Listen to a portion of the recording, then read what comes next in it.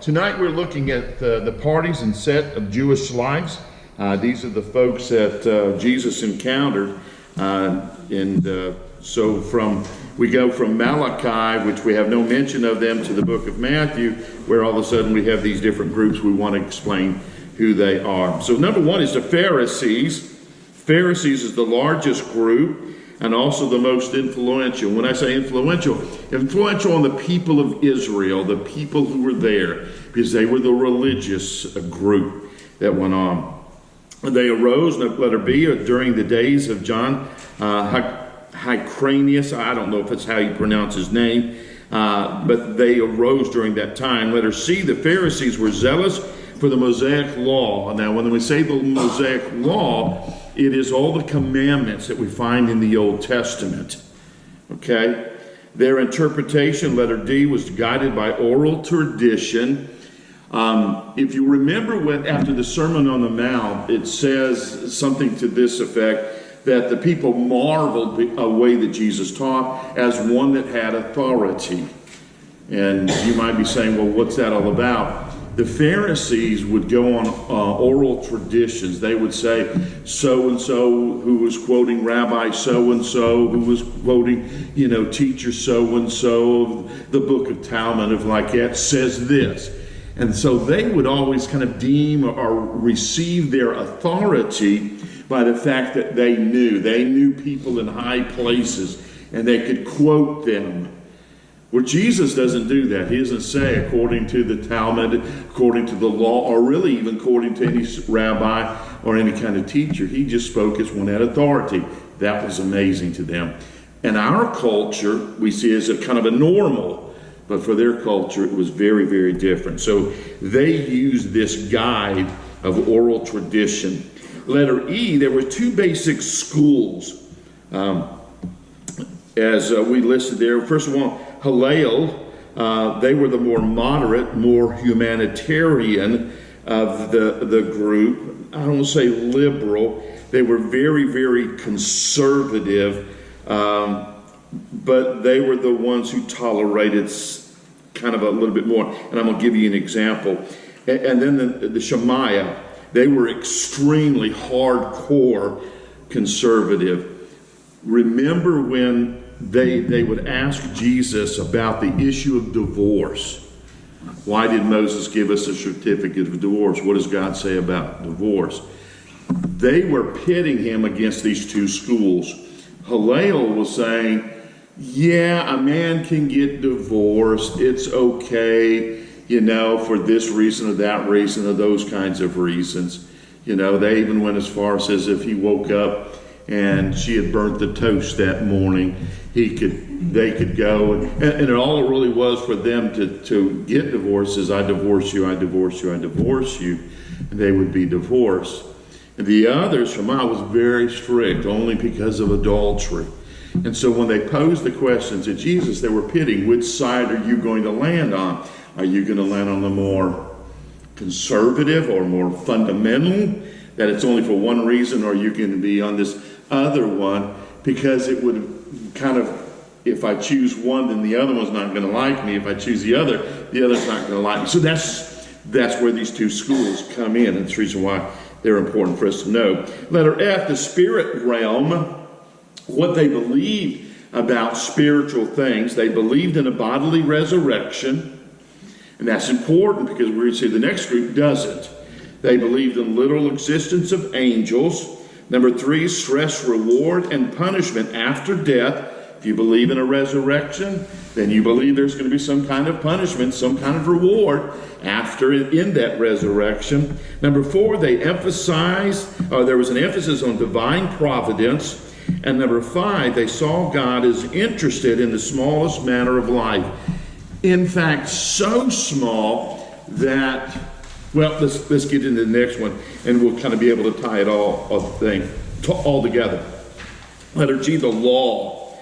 Number 1, there was an undue importance on the law. And not just the law, but especially the hedge laws. And we're going to explain that in just a moment. Number 2, there was emphasis on outward action. Nothing about the heart.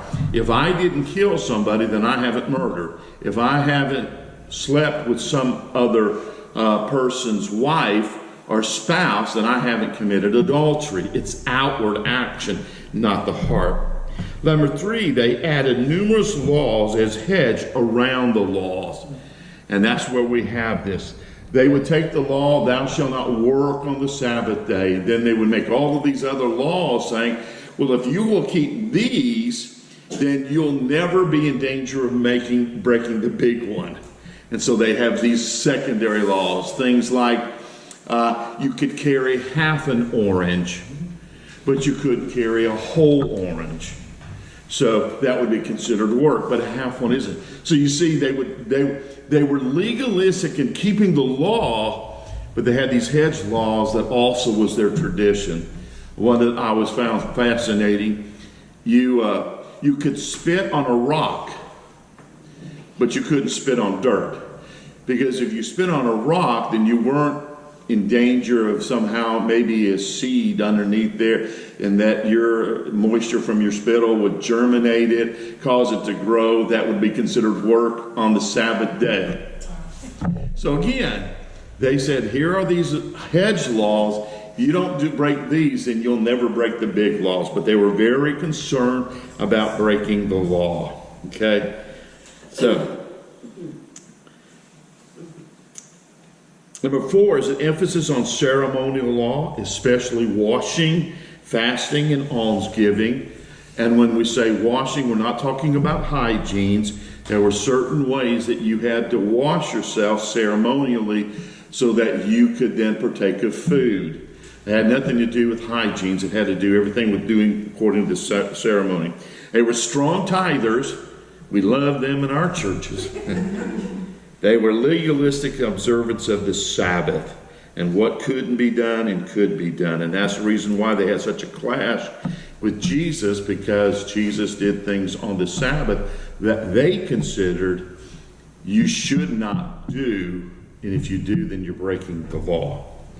In social aspects, they had strong fellowship and loyalty toward one another. Number 2, they had little regard for those outside of their group. Hence, they saw people as publicans and sinners, and we are the in group. We're the ones closest to God. Number 3, they lived simple lives, and they despised delicacies, meaning that things that were the frou-frou, sweets, and things like that. They, again, getting that simple life. Their contrasting group is the Sadducees. That's number 2. Sadducees are a second group in number and importance. And when we say in importance, when we talk about the nation of Israel, when we talk about their relationship with Rome, it was very, very good, very, very important.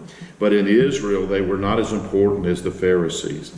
Letter B, they arose during the period of the independence. You go back into our study of the times, and they came out of this idea against Hellenization, Greek culture, language, philosophy.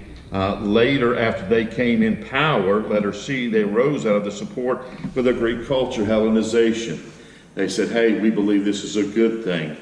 They saw money in it. They saw that their power was in it, so they wanted to do it. Spiritually, in contrast to the Pharisees, they denied the resurrection and immortality. And I'm going to tell you why they do that. Number 2, they denied the existence of angels. Number 3, they perceived that God was removed from this world. Why did they think that? Look what it says in the law. They accepted as authoritative in the Old Testament the Pentateuch. The Pentateuch are the first 5 books of the Old Testament. Genesis, Deuteronomy, and all of those. They believe that there's a law of Moses. The law of Moses does not mention anything about the resurrection, doesn't mention anything about the angels, doesn't mention anything about God being involved, and so what they considered that God wasn't. Number 2, that they had literal application of the law without any interpretation or exceptions. Number 3, the result of breaking the law was judicial. Didn't have to do with eternal life, didn't have to do with their experience with God or their fellowship with God, because they saw God as afar off. But it had to do with what you could do and how you could take people to court and who would be responsible for those kinds of things. Social aspect, letter F, they were inclined to the worldly pleasures of Greek life. There is no life after death, good or bad, and you do all that you can while you're in life. Number 2, the stronghold of the Sadducees was the temple. Number 3, they considered to be politicians of their day, meaning they worked with Rome and that authority. Number 4, they received many favors from the Romans. And then number 5, little group loyalty, and they were suspicious of anybody. So the Pharisees held together, tight group.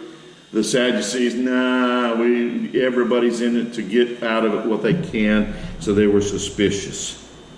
There is another group that is during the time of the New Testament called the Essenes. Number 3, Essenes. They went to extremes beyond the Pharisees, especially when it came to the law and it came to the observance of the law. Okay? There is no mention of them in the text, but there is their philosophy and that understanding. Some scholars even believe that John the Baptist, before he came the forerunner, had gone out to the Essenes, and that's where he got a lot of his information. They were very, very strong in baptism, water baptism, to show their acceptance into Judaism, especially if you were a proselyte, somebody who wasn't born Jewish, but you wanted to follow the one true God. You would go through this baptism. So there is that kind of thing. And I say all of that because if you're reading in commentaries or books, you'll come across some of these people, and you need to kind of know who they are. Letter B, they kept the smallest part of the law. And when we say smallest part, the most minutest part of the law. Letter C, they isolated themselves in communities, mostly men. One of the reasons why they died out. Letter D, they led a self-denial life, which was also another reason why they died out. Don't have women. They did not believe in sex, and so they were very limited in that way. Letter E, they stressed hard work, abstinence, and meditation. Kind of mentioned all that already. And then letter F, they were faithful to the law, but never offered sacrifice. They did do those things, but they did offer sacrifice at the temple. Next one is zealots. This we do have a reference in Luke chapter 6, verse 15. Matthew and Thomas, James, the son of Alphaeus, and Simon, called the zealot. So this was one of the disciples of Jesus. Letter A, they were opposites of the Sadducees in political life. The Sadducees wanted to be with Rome. The Zealots absolutely not. Didn't want anything to do with Rome. Letter B, they were only interested in Jewish independence. Letter C, they sought to overthrow Roman rule. Letter D, they wanted to usher in the Messianic kingdom. And letter E, their fanaticism contributed to the destruction of Jerusalem in 70 AD. They were so wanting to get rid of Rome. That's the reason why Rome ultimately came in and began to destroy Jerusalem and burn the temple. Number 4 is the Herodians.